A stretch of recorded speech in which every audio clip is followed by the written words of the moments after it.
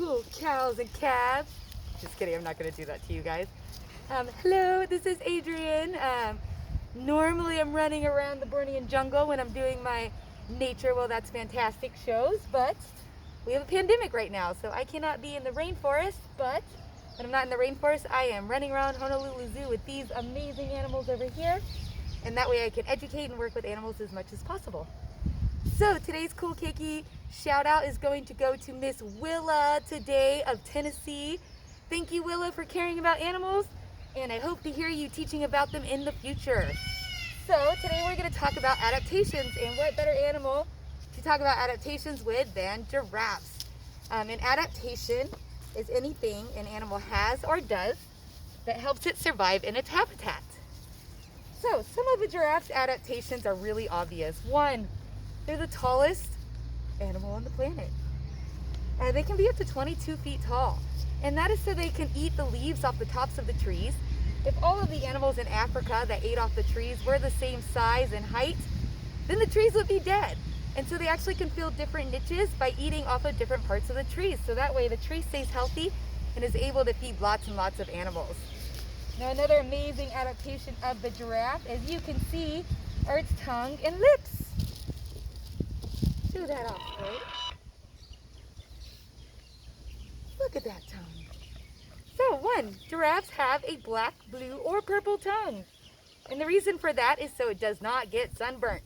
Giraffes are gluttonous animals. They eat for up to 20 hours a day. And in that hot African sun with that tongue hanging out, it would get fried to a crisp if it was pink like ours. So that's a special adaptation to protect them from the sun. Another giraffe adaptation, you can see their lips were really, really fuzzy. And you couldn't tell, but their tongue is also very, very rough. Now those two things actually help the giraffes eat off of these sticks, even branches with huge thorns like the agave tree or the acacia tree. And that extra fur on their lips and the extra thick tongue will actually protect them from the thorns. So that way they don't get a bunch of tongue and lip piercings when they're feeding. And as I mentioned, they're eating for 20 hours a day, so all of that extra protection really helps them. And sometimes, if you're working with giraffes, you might see what seems like a spider web floating through the air. That's actually giraffe spit. Their saliva is so extra thick to help protect them from all of the thorns that they're eating off of. So these guys are incredibly well adapted. Now one of my favorite giraffe adaptations though has to do with their camouflage, because we don't really think it makes sense when we're looking at it with human eyes. However, they have perfect camouflage because they like to hang out under trees. That's their diet, is trees. And so as the tree is, or as the sun is shining through the tree and reflecting on the ground, the markings on the ground that the sun will leave actually look exactly like the markings on a giraffe's coat. And so their coat is actually designed to look like the sun's reflection. So these guys are actually incredibly well adapted, and they're really cool creatures. There's nothing else like a giraffe. Their closest relative is an okapi, which is also a crazy looking creature. And it really shows that these animals have specifically adapted to their habitats that we live in. They're so super interesting. Now, one thing that I really do want to talk about that is super important is preventing pandemics. One of the most important thing that you can do to prevent a pandemic is protect the environment. If we had protected the environment and spoke up for the animals more, we wouldn't be in the boat that we're in right now. And so if you guys really want to make a big difference for these amazing animals, please be a voice for them. Speak up. We cannot keep destroying the planet, or we're going to keep having pandemics. So be a voice, protect the environment, and give lots of love to all the Squirt giraffes out there, because they're amazing. There's actually about 9 species of giraffes on the planet, and almost every single one of them is endangered at this point. So it is 100% up to us humans to speak up for the animals and to really step up our game when it comes to protecting the environment.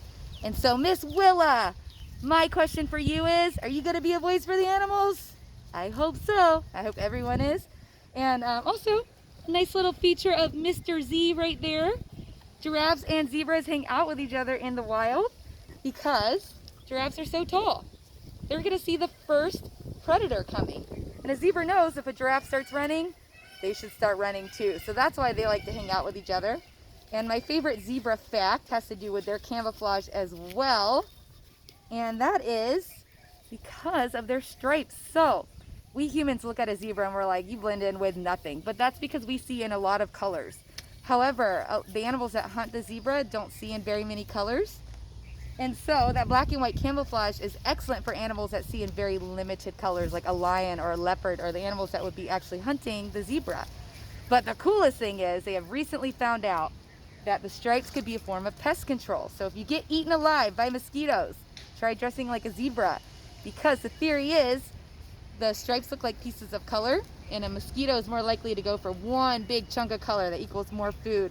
And so it deters the mosquitoes from wanting to bite them because they don't look like a good meal. Isn't that neat? So wear stripes if you go camping and you get eaten alive by mosquitoes. All right, that is our episode of Nature WTF. Well, that is fantastic. Thank you guys. We will also be covering musical animals a little bit later this week. And we'll also be going over animal jobs as well. And we'll be talking about bears. So stay tuned for the next episode. It's my first one, so I apologize for how off I was. I was totally winging it. But thank you guys, and aloha.